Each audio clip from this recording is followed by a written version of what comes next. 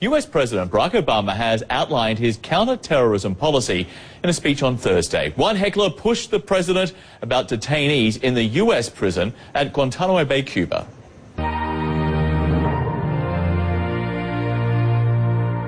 The US will only use lethal force against a target that poses a continuing and immediate threat to American citizens.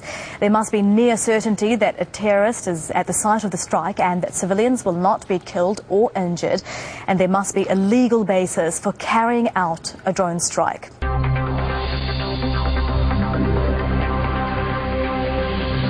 Critics say the prolific use of drones causes high civilian casualties.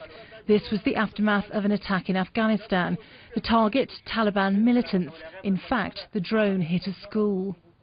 Beyond the wars in Iraq and Afghanistan, the Obama administration has used drones in Pakistan, Yemen, Somalia and Libya. In Pakistan alone, based on news reports, the think tank New America Foundation puts the number of people killed by drones at over 3,000. It says up to 2,700 were militants. That includes 55 al-Qaeda and Taliban leaders. But it also concluded that drone attacks had killed more than 300 civilians. We must define our effort not as a boundless global war on terror, but rather as a series of persistent, targeted efforts to dismantle specific networks of violent extremists that threaten America. In Yemen, we are supporting security forces that have reclaimed territory from AQAP. In Somalia, we helped a coalition of African nations push al-Shabaab out of its strongholds. In Mali, we're providing military aid to French-led intervention to push back al-Qaeda in the Maghreb. Obama said his country is still threatened by terrorists at home and abroad. He cited last year's attack on the U.S. Embassy in Libya and the Boston bombings in April. Obama said the strikes by unmanned aircraft are legal under domestic and international law.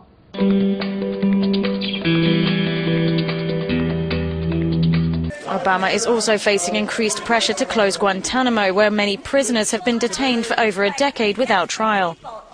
As he attempted to address the issue, a heckler interrupted him, citing the ongoing hunger strike at the military facility. Why don't you let me address it, man? Those 86 prisoners. Why don't you sit down and I will tell you exactly what I'm going to do. Today. Why was he killed? In response to criticism over Guantanamo, he announced the end of a moratorium on transferring detainees to Yemen and asked for a site to be found for the remaining prisoners so they could be tried on U.S. soil.